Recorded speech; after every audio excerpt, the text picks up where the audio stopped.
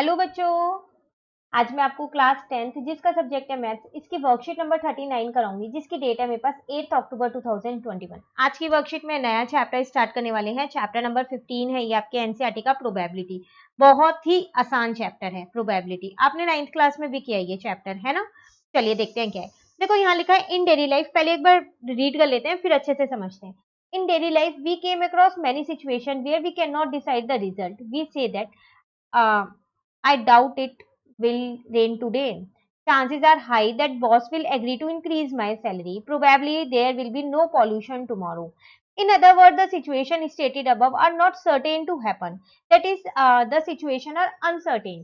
In mathematics, we can measure this uncertainty of happening or non-happening of situation. Probability is a numerical value given to the uncertainty. तो यहाँ पर आपसे इस छोटे से column में क्या कह रहा है, अगर आप अपनी डेली लाइफ में देखो ना, तो कई बार कुछ ऐसी सिचुएशन होती है कि जहाँ पर हम जो एक्चुअल रिजल्ट है ना वो डिसाइड नहीं कर पाते हैं। मतलब वो सिचुएशन हम कंफर्म नहीं कह सकते कि ये होगी ही होगी। जैसे कि अगर एग्जांपल आप देखो तो यहाँ लिखा है I doubt it will rain today. मतलब मुझे डाउट है कि शायद आज बारिश होगी। मतलब ये मुझे डाउट है, कंफर्म नहीं है। और कंफर्म मैं बता भी नहीं सकती ना, ठीक है ना। वो डाउट में हो भी सकती है, नहीं भी हो सकती। उसी तरीके से दूसरा उन्होंने बोला कि चांसेस हैं कि शायद बॉस मेरी सैलरी इंक्रीज कर दे। तो चांसेस हैं, वो कंफर्म नहीं है कि बॉस सैलरी इंक्रीज करेगा ही करेगा। कर भी सकता है और नहीं भी कर सकता, है ना। नेक्स्ट है कि probably there will be no pollution tomorrow. शायद कल पॉल्यूशन ना हो, लेकिन शायद हो भी सकता है। तो दोनों के चांसेस है, हो भी सकता है और नहीं भी हो सकता। तो ये जो तीन सिचुएशंस आपको दी ना, इसमें आप किसी में भी सर्टेन नहीं थे, अनसर्टेन थे। सर्टेन टू हैपन थे, हो भी सकता है और नहीं भी हो सकता।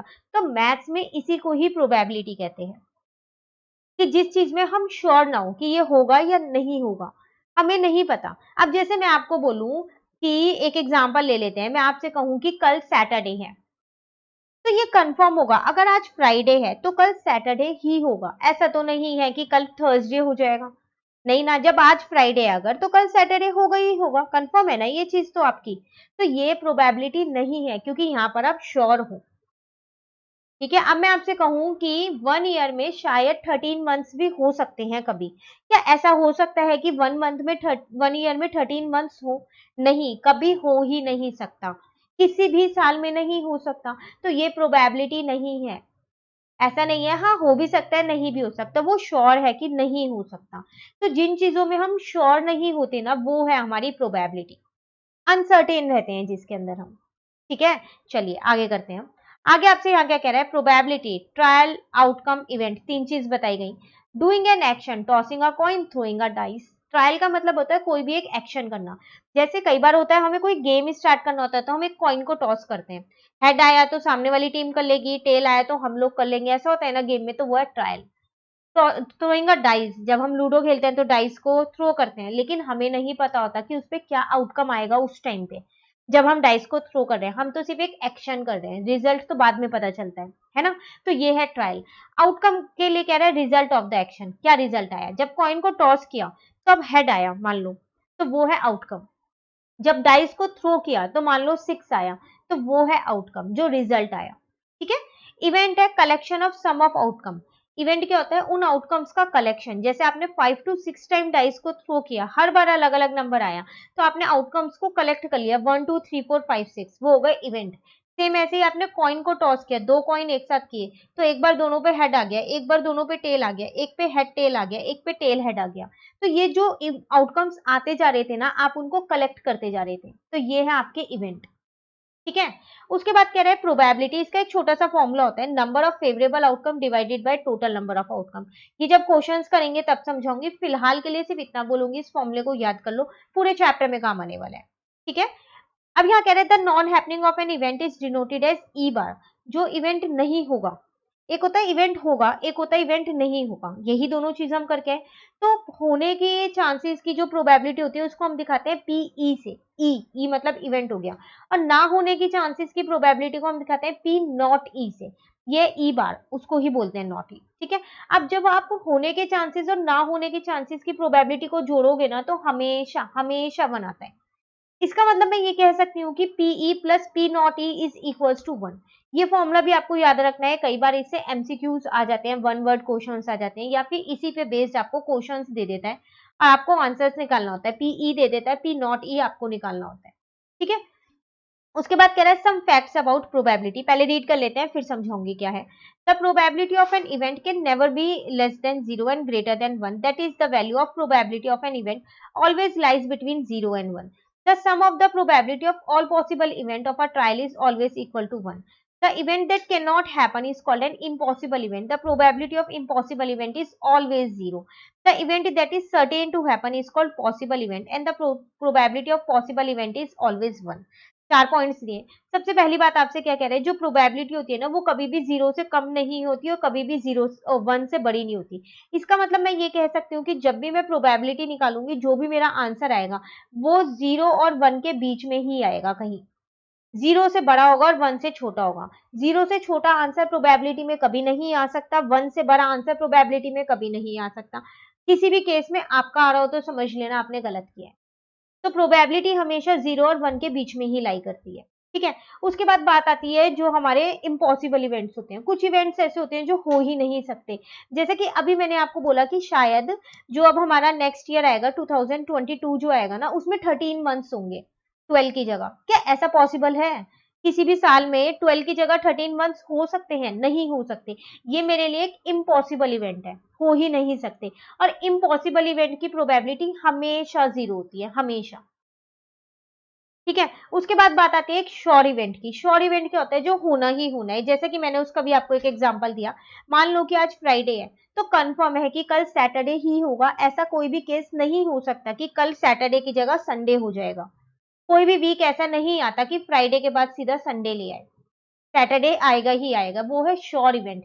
और श्योर इवेंट की प्रोबेबिलिटी हमेशा 1 होती है, हमेशा, ठीक है। तो जो हमको कंफर्म नहीं है होगा या नहीं होगा, उसकी प्रोबेबिलिटी हमेशा 0 और 1 के बीच में लाई करती है। और जो होगा ही नहीं उसकी प्रोबेबिलिटी हमेशा 0 होती है, और जो होगा ही होगा कंफर्म है उसकी प्रोबेबिलिटी हमेशा 1 होती है। क्लियर? चलिए अब दो एग्जांपल्स दे रखे हैं, उसको और कर लेते हैं। कह रहे हैं a coin is tossed twice at random, what is the probability of getting at least one head the same face? कह रहे हैं आपने एक कॉइन को टॉस किया दो बार, ट्वाइस मतलब दो बार टॉस किया है, तो उसके कुछ आउटकम्स निकले होंगे। आउटकम्स क्या क्या निकले होंगे? या तो हेड हेड आ गया होगा दोनों पे, या टेल टेल आ गया होगा, या फिर हेड टेल आ गया होगा, या फिर टेल हेड आ गया होगा। इसके अलावा तो कोई और आउटकम मुझे दिख नहीं रहा। आप चाहो तो दो कॉइन्स को एक साथ टॉस करके ये आउटकम्स भी लिख सकते हो, ठीक है। अब आपसे फर्स्ट में कह रहा है कि प्रोबेबिलिटी बताओ एटलीस्ट वन हेड हो। एटलीस्ट का मतलब होता है कम से कम एक हेड होना चाहिए। इसका मतलब दो होगा तो भी चल जाएगा ना, चलेगा नहीं चलेगा, है ना। तो वन हेड हो एटलीस्ट। तो देखो एक तो ये वाला ले लेते हैं, एक ये वाला ले लेते हैं और एक ये वाला ले लेते हैं, क्योंकि इन तीनों पे एक एक हेड तो है। हाँ माना कि फर्स्ट वाले पे दो है, पर मुझे तो यहाँ एटलीस्ट लिख के दिया है ना, इसलिए ये तीनों लेंगे। अब फॉर्मूला जो था ये था, यही था, ठीक है। तो अब हम करेंगे कैसे, देखो इस ई की जगह यहाँ पर लिख रही हूं मैं एक बारी, ठीक है। एक बार मैं आपको लिखना बता रही हूँ कि कैसे लिखना है यहाँ पर। तो यहाँ मैंने लिख दिया एटलीस्ट वन हेड, ठीक है। अब नंबर ऑफ फेवरेबल आउटकम्स है, कितने आउटकम्स थे हमारे फेवरेबल, मतलब जो हमारे फेवर है, मतलब जो वन हेड के फेवर में, तीन थे। तो यहाँ पर लिखेंगे तीन। और टोटल आउटकम्स हमने कितने निकाले थे? चार। देख लो यहाँ पर चार ही निकाले ना, ये रे। तो ये आपकी प्रोबेबिलिटी कितनी आ जाएगी यहाँ पर एटलीस्ट वन हेड की? तो प्रोबेबिलिटी आ जाएगी 3/4, ठीक है। प्रोबेबिलिटी ही बतानी है ना, एक बार चेक कर लेते हैं। 3/4 आएगी यहाँ पर, यही आएगी, ठीक है।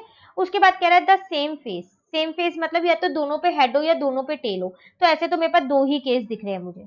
तो फेवरेबल आउटकम इस बार मेरे पास 2 हो जाएगा और टोटल आउटकम मेरे पास इस बार 4 हो जाएगा। फॉर्मूला सेम वही लिखना है। तो 2/4 आंसर कट करके 1/2 आ जाएगा। क्लियर? चलिए एग्जाम्पल 2 पे आते हैं।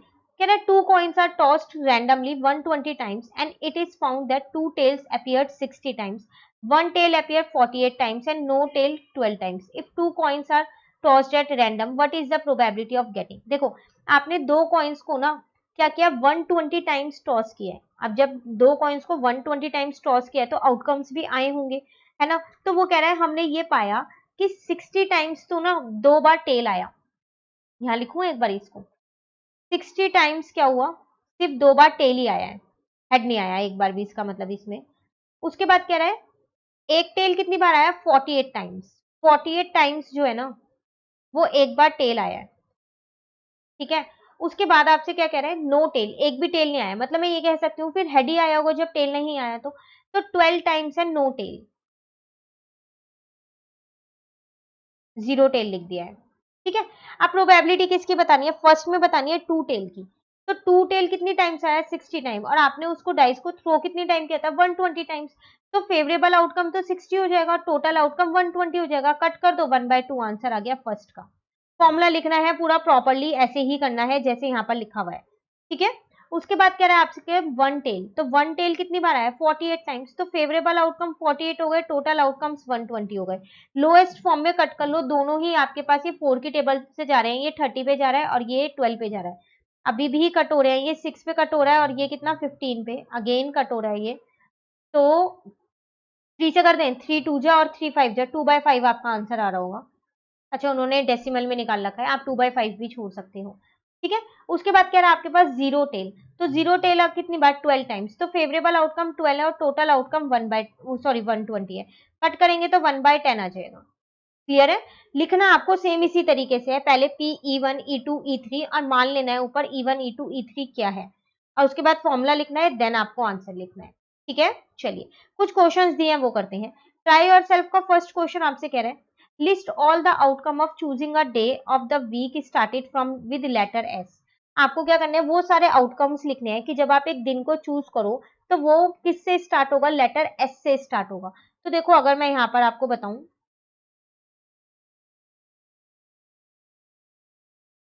तो आउटकम्स जो होंगे वो होगा, एक आपके पास सैटरडे होगा, और एस से और कौन सा हो सकता है, मंडे नहीं होता, ट्यूसडे नहीं होता, वेडनेसडे नहीं होता, थर्सडे नहीं होता, फ्राइडे नहीं होता, सैटरडे और संडे। तो दो ही आउटकम्स आएंगे यहाँ पर, सैटरडे और संडे,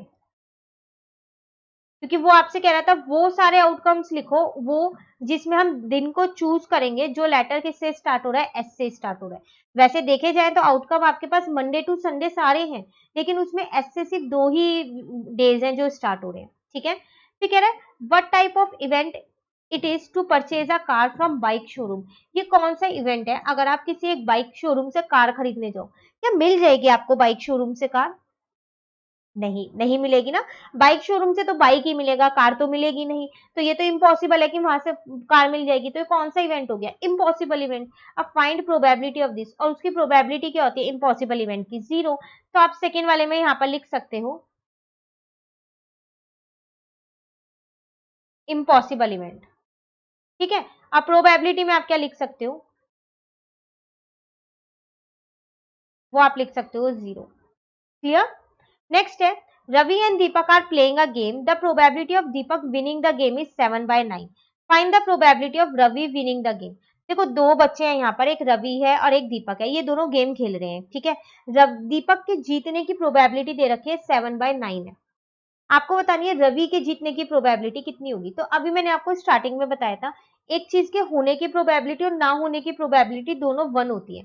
तो अगर रवि जीतेगा तो इसका मतलब दीपक हार जाएगा, तभी तो रवि जीत रहा है। तो दीपक के जीतने की प्रोबेबिलिटी 7/9 है, तो दीपक के हारने की प्रोबेबिलिटी कितनी होगी, 1 में से 7/9 को माइनस करूंगी तो आ जाएगा। अब जब दीपक हार गया तो रवि जीत ही तो जाएगा, वो रवि के लिए जीतने की प्रोबेबिलिटी होगी, दीपक के लिए हारने की होगी, ठीक है ना। तो यहाँ लिखेंगे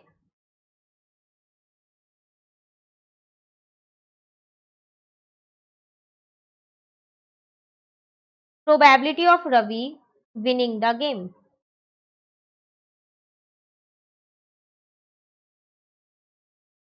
तो वो क्या होगी, 1 - 7/9, बेस सेम कर लेते हैं, 9/9 - 7/9 कर देते हैं, तो कितना आ जाएगा यहाँ पर 2/9, ठीक है। नेक्स्ट में आपसे कह रहा है find the probability of Avni's birthday to be a prime number date in the month of February. कह रहे प्रोबेबिलिटी बताओ कि अवनी का बर्थडे जो है वो प्राइम नंबर की डेट हो, वो भी फेब्रवरी की। अब बात आती है कि फेब्रवरी में यहाँ 28 डेज लेंगे या 29 डेज लेंगे, क्योंकि हमें नहीं पता कि वो यहाँ पर लीप ईयर की बात कर रहा है या नहीं कर रहा है, हम दोनों ही केस से निकाल देते हैं, ठीक है। तो पहले तो पॉसिबल आउटकम्स लिख देती हूँ कौन कौन से हो सकते हैं।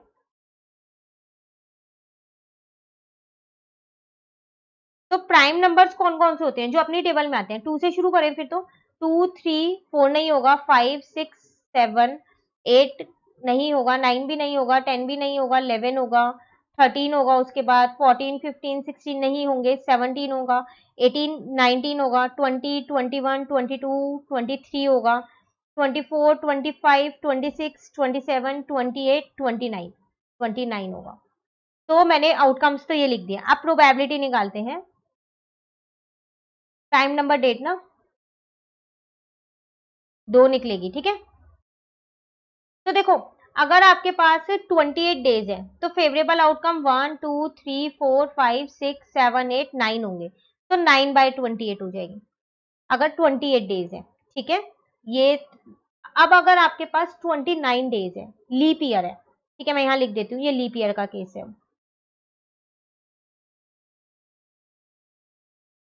तो अगर आपके पास 29 डेट है तो प्रोबेबिलिटी कितनी आएगी? अब 9 की जगह 10 हो जाएगा। क्यों? क्योंकि अब आप ये 29 वाला डे भी गिनोगे। तो 1, 2, 3, 4, 5, 6, 7, 8, 9, 10, तो 10/29 और नीचे भी 29 आएगा, ठीक है ना। 29 डेज हो गए। तो मैंने दोनों ही केस में आपको बता दिया, क्योंकि ऐसा कुछ हमारे को मेंशन नहीं था, ठीक है। चलिए नेक्स्ट करते हैं। If a coin is tossed 500 times and the tail appear 159 times, find the probability of getting a tail. कह रहा है एक कॉइन को टॉस किया 500 टाइम्स और उस पे टेल कितनी बार आया? 159 टाइम्स आया, तो बाकी बचे हुए में हेड आया होगा, पक्की बात है। अब आपको प्रोबेबिलिटी बतानी है टेल की, तो यहां पर लिखते हैं इसको। फॉर्मूला लिख लेना आप, ठीक है। सब में पहले क्वेश्चन में ऊपर फॉर्मूला लिखना है जब आप सॉल्यूशन शुरू करो। तो नंबर ऑफ फेवरेबल आउटकम और टोटल आउटकम्स नीचे लिखना है, ठीक है ना, हर क्वेश्चन में। तो 159 अपॉन में 500, ये आपका आंसर, ठीक है। कट तो नहीं हो रहा क्योंकि 500 2 की टेबल में आता है, 5 की टेबल में आता है, 4 की में भी आता है, लेकिन 159 इन तीनों में ही नहीं आता है, ठीक है। तो क्वेश्चन नंबर 6 पे आ गए अब हम। Two coins are toss simultaneously, write the number of favourable outcome for the following event. कह रहे दो कॉइन्स आपने टॉस किए, अब आपको फेवरेबल आउटकम्स लिखने हैं। पहले हम दो कॉइन्स के आउटकम्स ही लिख लेते हैं क्या क्या होते हैं। जब आप दो कॉइन्स टॉस करोगे, या तो दोनों में हेड आएगा या दोनों में टेल आएगा, या एक में हेड टेल आएगा या एक में टेल हेड आएगा, ठीक है। आप फर्स्ट वाला लेते हैं। तो favourable outcome of getting at least one tail यहां लिखते हैं।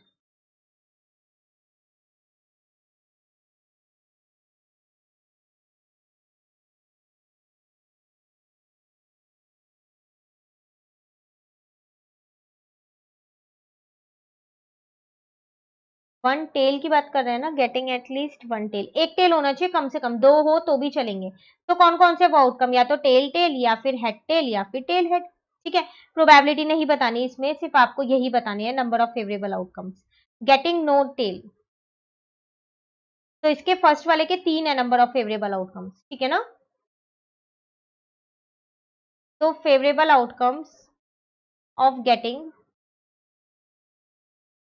नो टेल, तो एक ही है, हेड हेड, और तो कुछ बचा ही नहीं, फिर हेड हेड, तो इसका एक है फेवरेबल आउटकम।